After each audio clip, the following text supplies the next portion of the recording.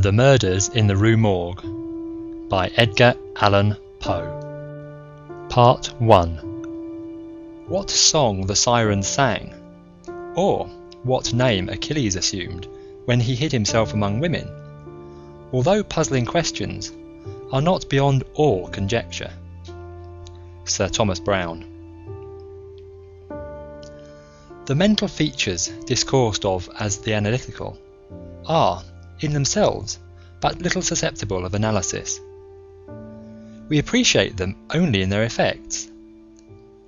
We know of them, among other things, that they are always to their possessor, when inordinately possessed, a source of the liveliest enjoyment. As the strong man exults in his physical ability, delighting in such exercises as call his muscles into action, so glories the analyst in that moral activity which disentangles. He derives pleasure from even the most trivial occupations bringing his talent into play. He is fond of enigmas, of conundrums, of hieroglyphics, exhibiting in his solutions of each a degree of acumen which appears to the ordinary apprehension preternatural.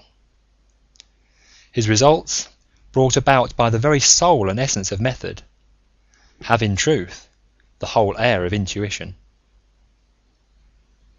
The faculty of resolution is possibly much invigorated by mathematical study, and especially by that highest branch of it, which, unjustly, and merely on account of its retrograde operations, has been called, as if par excellence, analysis. Yet to calculate is not in itself to analyse. A chess player, for example, does the one without effort at the other. It follows that the game of chess, in its effects upon mental character, is greatly misunderstood. I am not now writing a treatise, but simply prefacing a somewhat peculiar narrative by observations very much at random. I will therefore take occasion to assert that the higher powers of the reflective intellect are more decidedly and more usefully tasked by the unostentatious game of draughts than by the elaborate frivolity of chess. In this latter, where the pieces have different and bizarre motions, with various and variable values, what is only complex is mistaken, a not unusual error, for what is profound. The attention is here called powerfully into play. If it flag for an instant, an oversight is committed resulting in injury or defeat. The possible moves being not only manifold but involute, the chances of such oversights are multiplied, and in 9 cases out of 10 it is the more concentrative rather than the more acute player who conquers. In draughts, on the contrary, where the moves are unique and have but little variation, the probabilities of inadvertence are diminished, and the mere attention being left comparatively unemployed, what advantages are obtained by either party are obtained by superior acumen. To be less abstract, let us suppose a game of draughts where the pieces are reduced to 4 kings, and where, of course, no oversight is to be expected. It is obvious that here the victory can be decided, the players being at all equal, only by some recherché movement, the result of some strong exertion of the intellect. Deprived of ordinary resources, the analyst throws himself into the spirit of his opponent, identifies himself therewith, and not unfrequently sees thus, at a glance, the sole methods, sometime indeed absurdly simple ones, by which he may seduce into error or hurry into miscalculation. Whist has long been noted for its influence upon what is termed the calculating power, and men of the highest order of intellect have been known to take an apparently unaccountable delight in it, while eschewing chess as frivolous. Beyond doubt, there is nothing of a similar nature so greatly tasking the faculty of analysis.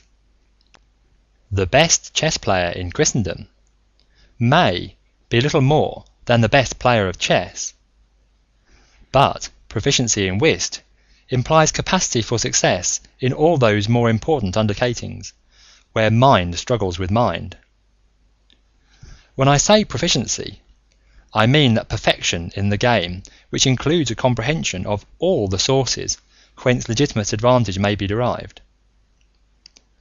These are not only manifold but multiform, and lie frequently among recesses of thought altogether inaccessible to the ordinary understanding.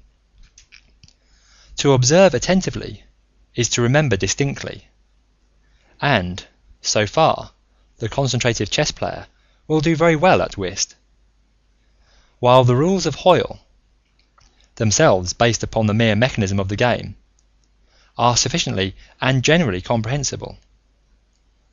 Thus, to have a retentive memory and to proceed by the book are points commonly regarded as the sum total of good playing.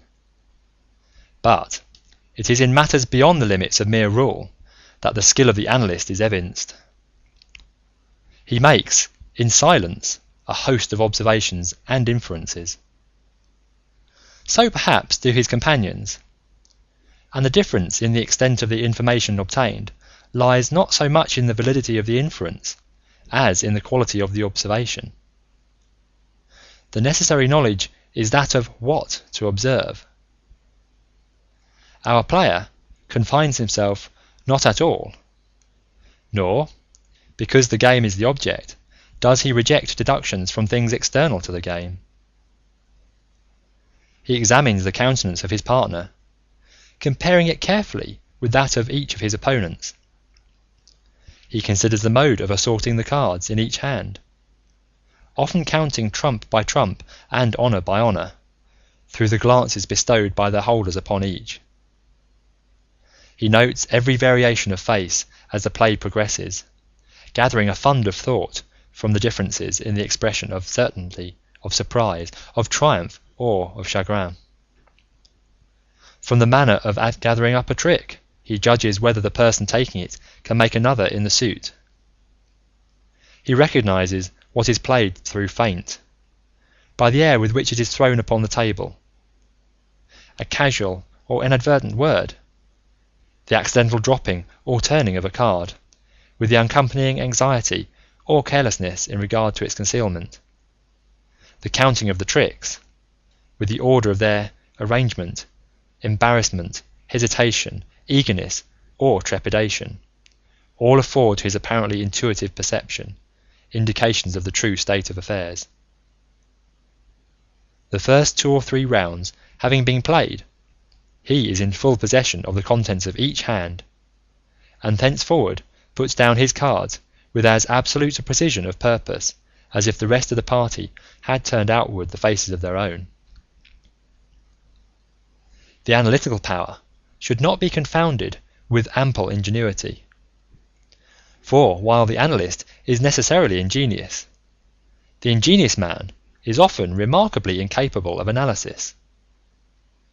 The constructive or combining power by which ingenuity is usually manifested, and to which the phrenologists, I believe erroneously, have assigned a separate organ, supposing it a primitive faculty, has been so frequently seen in those whose intellect bordered otherwise upon idiocy, as to have been attracted general observation among writers on morals.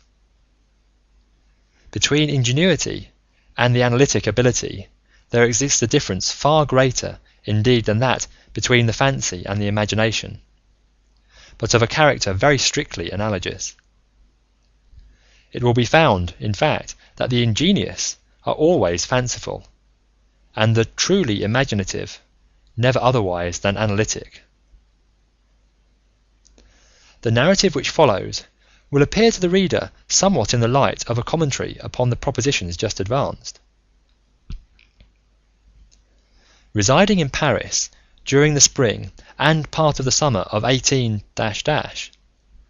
I there became acquainted with a Monsieur C. Auguste Dupin.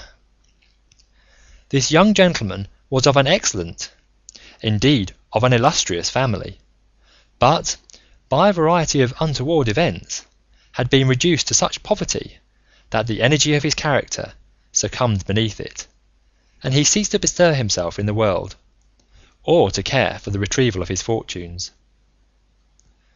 By courtesy of his creditors, there still remained in his possession a small remnant of his patrimony, and upon the income arising from this, he managed, by means of a rigorous economy, to procure the necessaries of life, without troubling himself about its superfluities. Books, indeed, were his sole luxuries, and in Paris these are easily obtained. Our first meeting was at an obscure library in the Rue Morgue, where the accident of our both being in search of the same very rare and very remarkable volume brought us into closer communion. We saw each other again and again. I was deeply interested in the little family history which he detailed to me, with all that candour which a Frenchman indulges whenever mere self is his theme. I was astonished, too, at the vast extent of his reading, and, above all, I felt my soul enkindled within me by the wild fervour and the vivid freshness of his imagination. Seeking in Paris the objects I then sought, I felt that the society of such a man would be to me a treasure beyond price, and this feeling I frankly confided to him. It was at length arranged that we should live together during my stay in the city, and, as my worldly circumstances were somewhat less embarrassed than his own, I was permitted to be at the expense of renting and furnishing in a style which suited the rather fantastic gloom of our common temper, a time-eaten and grotesque mansion, long deserted through superstitions into which we did not inquire, and tottering to its fall in a retired and desolate portion of the Faubourg Saint-Germain.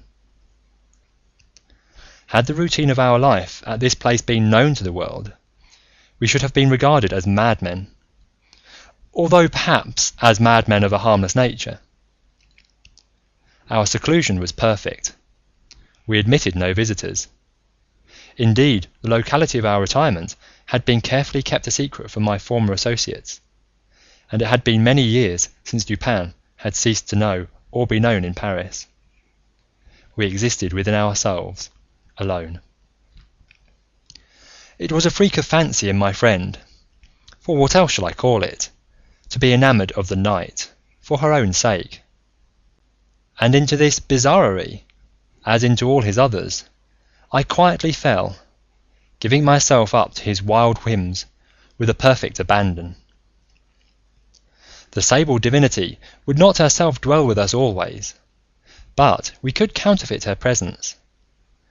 At the first dawn of the morning we closed all the messy shutters of our old building, lighting a couple of tapers, which, strongly perfumed, threw out only the ghastliest and feeblest of rays.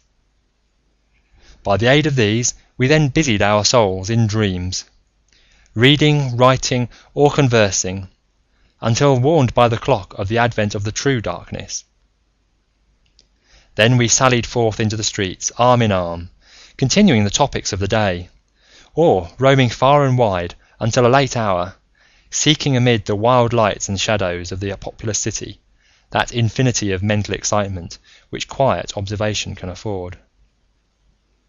I could not help remarking and admiring, although from his rich ideality I had been prepared to expect it, a peculiar analytic ability in Dupin. He seemed, too, to take an eager delight in its exercise, if not exactly in its display, and did not hesitate to confess the pleasure thus derived. He boasted to me, with a low chuckling laugh, that most men, in respect to himself, wore windows in their bosoms, and was wont to follow up such assertions by direct and very startling proofs of his intimate knowledge of my own. His manner at these moments was frigid and abstract. His eyes were vacant in expression, while his voice, usually a rich tenor, rose into a treble which would have sounded petulantly but for the deliberateness and entire distinctness of the enunciations. Observing him in these moods, I often dwelt meditatively upon the old philosophy of the bi-part soul, and amused myself with the fancy of a double Dupin, the creative and the resolvent. Let it not be supposed, from what I have just said, that I am detailing any mystery, or penning any romance. What I have described in the Frenchman was merely the result of an excited, or perhaps of a diseased intelligence, but of the character of his remark at the period in question, an example will best convey the idea. We were strolling one night down a long dirty street in the vicinity of the Palais Royal. Being both apparently occupied with thought, neither of us had spoken a syllable for 15 minutes at least. All at once Dupin broke forth with these words: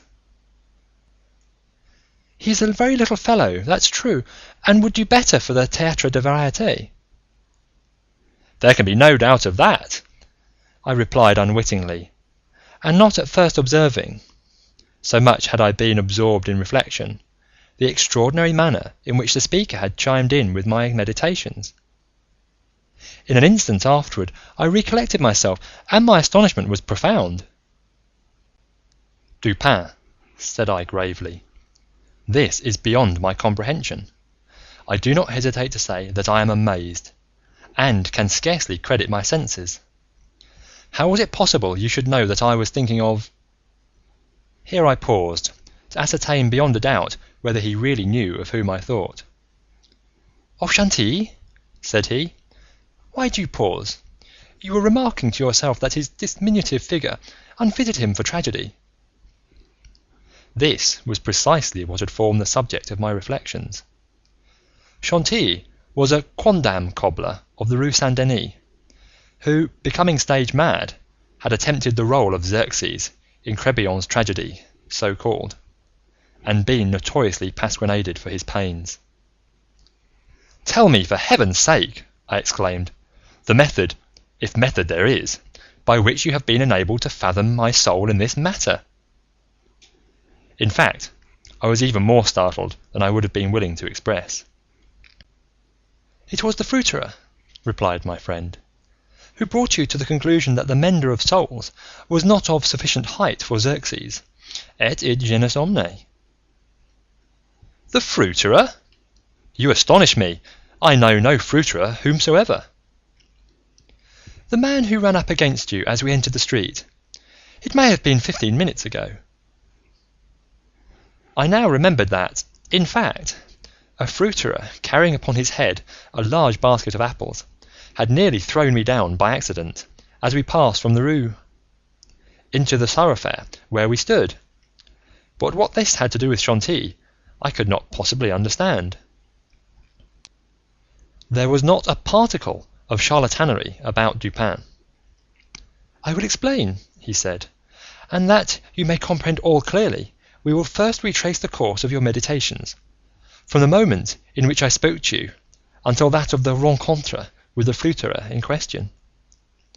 The larger links of the chain run thus: Chantilly, Orion, Dr. Nichols, Epicurus, stereotomy, the street stones, the fruiterer. There are few persons who have not, at some period of their lives, amused themselves in retracing the steps by which particular conclusions of their own minds have been attained.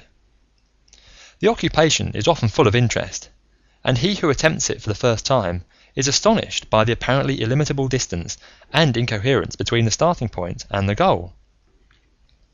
What, then, must have been my amazement when I heard the Frenchman speak what he had just spoken, and when I could not help acknowledging that he had spoken the truth. He continued: "We had been talking of horses, if I remember aright, just before leaving the rue. This was the last subject we discussed. As we crossed into this street, a fruiterer with a large basket upon his head, brushing quickly past us, thrust you upon a pile of paving stones, collected at a spot where the causeway is undergoing repair. You stepped upon one of the loose fragments, slipped slightly, strained your ankle, appeared vexed or sulky, muttered a few words, turned to look at the pile, and then proceeded in silence. I was not particularly attentive to what you did, but observation has become with me of late a species of necessity. You kept your eyes upon the ground, glancing, with a petulant expression, at the holes and ruts in the pavement, so that I saw you were still thinking of the stones, until we reached the little alley called La Martine, which has been paved, by way of experiment, with the overlapping and riveted blocks. Here your countenance brightened up, and perceiving your lips move, I could not doubt that you murmured the word stereotomy, a term very affectedly applied to this species of pavement. I knew that you could not say to yourself stereotomy without being brought to think of atomies, and thus of the theories of Epicurus. And since, when we discussed this subject not very long ago, I mentioned to you how singularly, yet with how little notice, the vague guesses of that noble Greek had met with confirmation in the late nebular cosmogony, I felt that you could not avoid casting your eyes upward to the great nebula in Orion, and I certainly expected that you would do so. You did look up, and I was now assured that I had correctly followed your steps. But in that bitter tirade upon Chantilly, which appeared in yesterday's Musée, the satirist, making some disgraceful allusions to the cobbler's change of name upon assuming the buskin, quoted a Latin line about which we have often conversed. I mean the line, Perditi antiquum litera sonum. I had told you that this was in reference to Orion, formerly written Urion, and from certain pungencies connected with this explanation, I was aware that you could not have forgotten it. It was clear, therefore, that you had not failed to combine the two ideas of Orion and Chantilly. That you did combine them, I saw by the character of the smile which passed over your lips. You thought of the poor cobbler's immolation. So far you had been stooping in your gait, but now I saw you draw yourself up to your full height. I was then sure that you reflected upon the diminutive figure of Chantilly. At this point I interrupted your meditations to remark that as, in fact, he was a very little fellow, that Chantilly, he would do better at the Théâtre de Variété. Not long after this, we were looking over an evening edition of the Gazette des Tribunaux, when the following paragraphs arrested our attention. Extraordinary murders! This morning, about 3 o'clock, the inhabitants of the Quartier Saint-Roch were aroused from sleep by a succession of terrific shrieks, issuing apparently from the 4th story of a house in the Rue Morgue, known to be in the sole occupancy of one Madame L'Espanaye, and her daughter, Mademoiselle Camille L'Espanaye. After some delay, occasioned by a fruitless attempt to procure admission in the usual manner, the gateway was broken in with a crowbar, and 8 or 10 of the neighbours entered, accompanied by 2 gendarmes. By this time the cries had ceased, but as the party rushed up the first flight of stairs, 2 or more rough voices in angry contention were distinguished, and seemed to proceed from the upper part of the house. As the second landing was reached, these sounds also had ceased, and everything remained perfectly quiet. The party spread themselves and hurried from room to room. Upon arriving at a large back chamber in the 4th story, the door of which being found locked with the key inside was forced open, a spectacle presented itself which struck every one present not less with horror than with astonishment.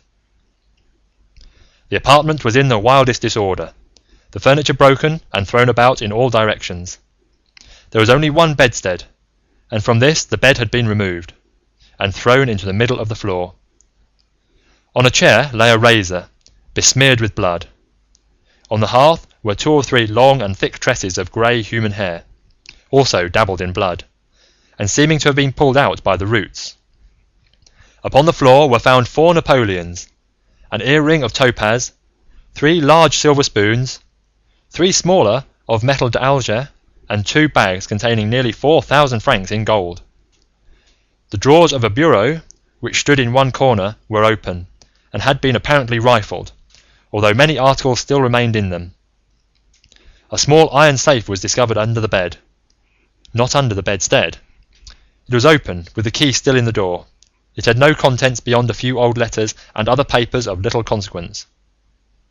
Of Madame L'Espanaye, no traces were here seen, but an unusual quantity of soot being observed in the fireplace, a search was made in the chimney, and, horrible to relate, the corpse of the daughter, head downward, was dragged therefrom, it having been thus forced up the narrow aperture for a considerable distance. The body was quite warm. Upon examining it, many excoriations were perceived, no doubt occasioned by the violence with which it had been thrust up and disengaged. Upon the face were many severe scratches, and upon the throat dark bruises and deep indentations of fingernails, as if the deceased had been throttled to death. After a thorough investigation of every portion of the house, without further discovery, the party made its way into a small paved yard in the rear of the building, where lay the corpse of the old lady, with her throat so entirely cut that upon an attempt to raise her, the head fell off. The body, as well as the head, was fearfully mutilated, the former so much so as scarcely to retain any semblance of humanity. To this horrible mystery there is not as yet, we believe, the slightest clue. End of Part 1 of The Murders in the Rue Morgue by Edgar Allen Poe.